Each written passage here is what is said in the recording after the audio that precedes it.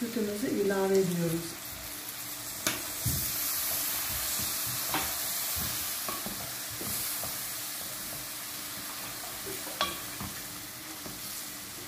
Ben sütün devamını içerim. Şimdi bir bardak süt daha koyacağız. Çünkü 2 bardak koyacağımızı söylemiştik. Şimdi güzelce bunu pişirmeye bırakacağız. Peki tuz? Tuz atacağız. Bakın yeteri kadar. Şöyle birazcık da tuz atacağım. Herkes yeteri kadar koysun lütfen. Baharat? Baharatını üstüne yağ yakarken koyacağız. Koyulaştı. Koyulaşacak zaten.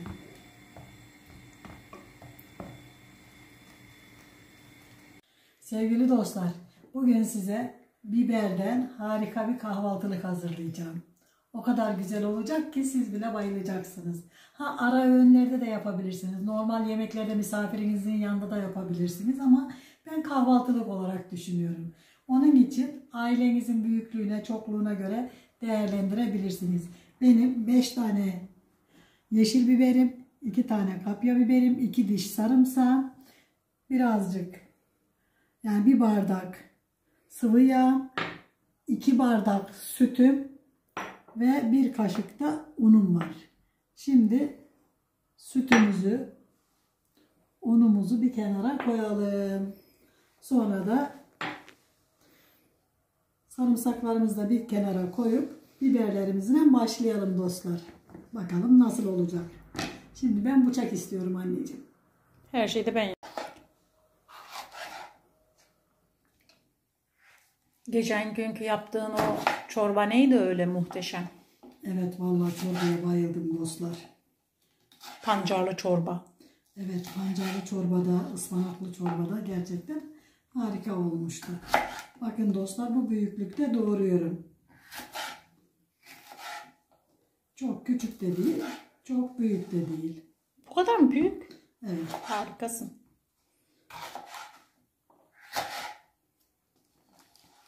Sevgili dostlar, kırmızı pancar çorbamız çok harika oldu. Neden biliyor musunuz? Hem vitamin deposu oldu hem de rengi kırmızı oldu.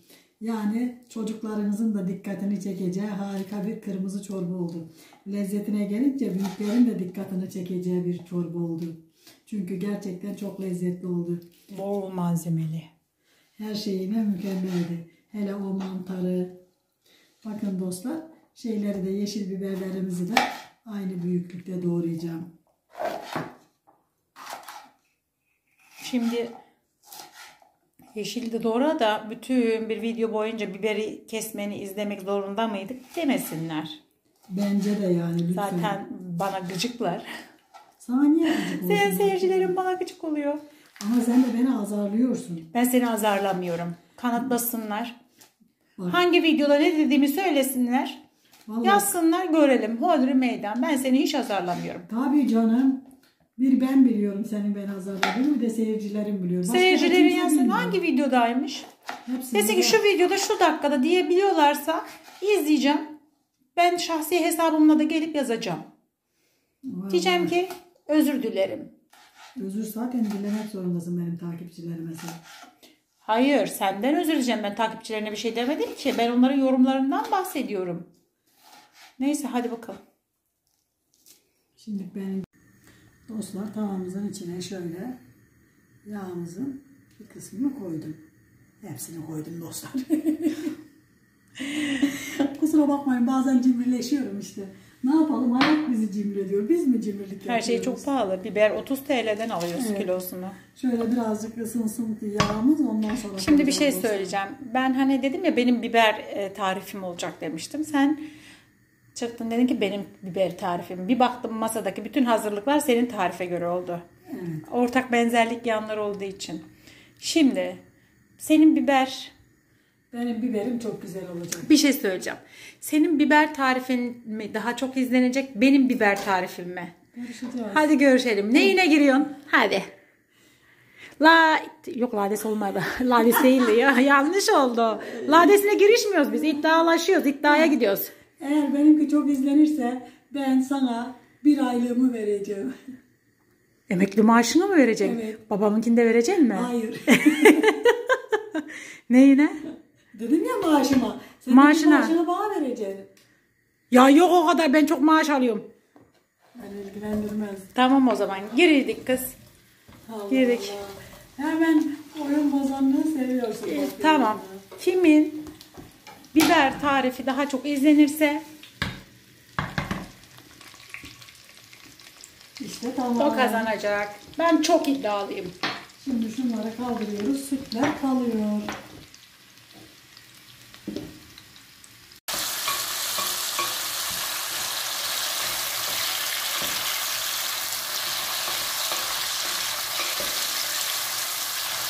Sonra hemen şöyle rendede sarımsağı, 2 diş sarımsağımızı rendeliyorum. Hoppa. Ondan sonra şöyle güzelce içine koyuyorum. Bir tur karıştıracağım.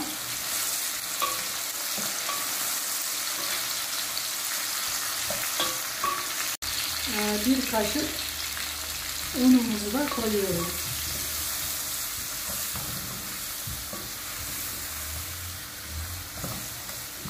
Unumuz da güzelce kavrulsun biraz.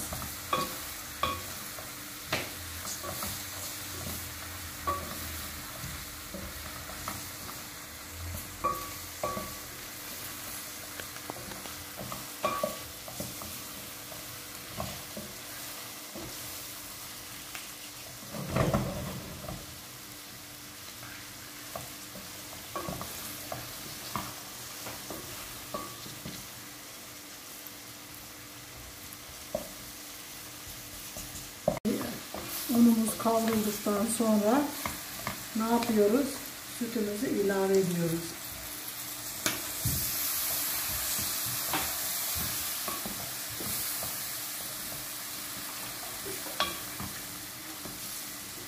Ben sütün devamını içerim. Şimdi bir bardak süt daha koyacağız. Çünkü 2 bardak koyacağımızı söylemiştik. Şimdi güzelce bunu pişirmeye bırakacağız. Peki tuz? Tuz atacağız. Bakın yeteri kadar. Şöyle birazcık da tuz atacağım. Herkes yeteri kadar koysun lütfen. Baharat? Baharatını üstüne yağ yakarken koyacağız. Koyulaştı. Koyulaşacak zaten.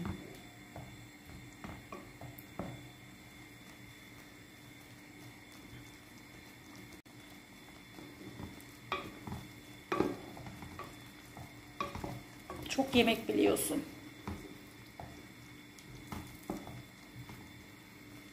Bu ara senin Hong Kong'dan çok izleyicin var. Teşekkür ediyorum. Yorum yapmıyorlar ama senin istatistik bilgilerine baktığımızda görüyoruz. Hong Kong'a selamlar, sevgiler. Yani Çin'e. Evet. Çin ülkesinin Hong Kong şehrinden iyi izleniyorsun. Bakın hem de. böyle iyice pişireceğiz dostlar.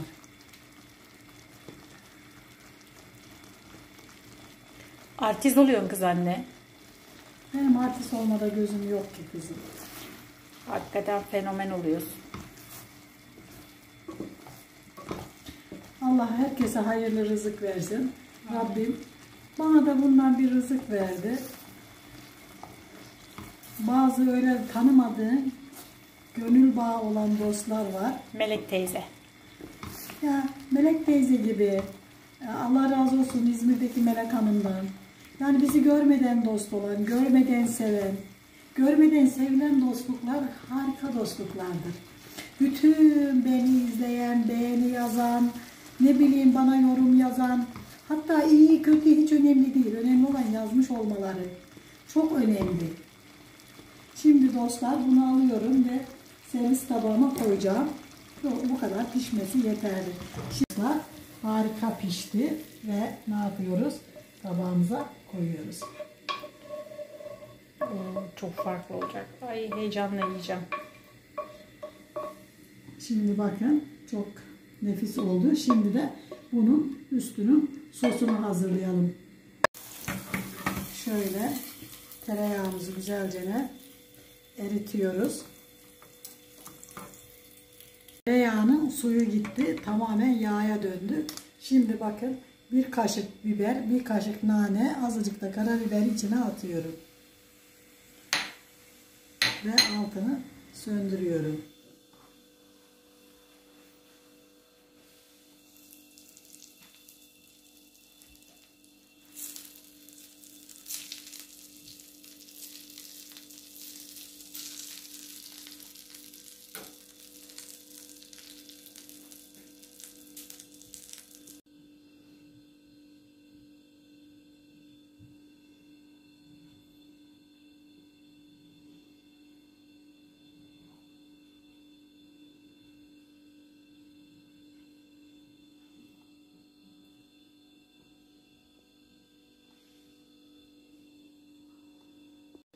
Bakın dostlar, harika. Yapacak olanlara kolay gelsin. Yiyecek olanlara afiyet olsun. Bizi izlemeyi, abone olmayı ve güzel fikirlerinizi söylemeyi unutmayın lütfen. Anne, Hoşça kalın, dostça kalın. Allah'a emanet olun. Anne kız, ekmek olsa da ekmek batırsa.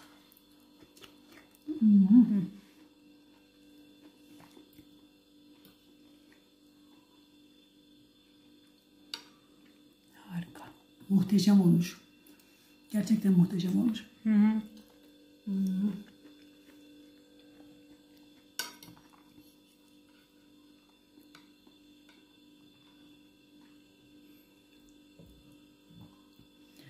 Ağzım yanacak diye korkuyorum kız.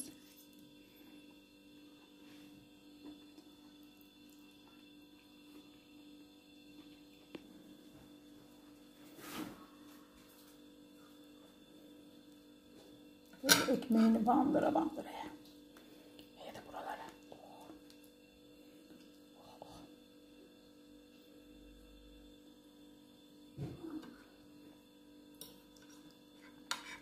Anne bunun yanına çay da olmalıydı.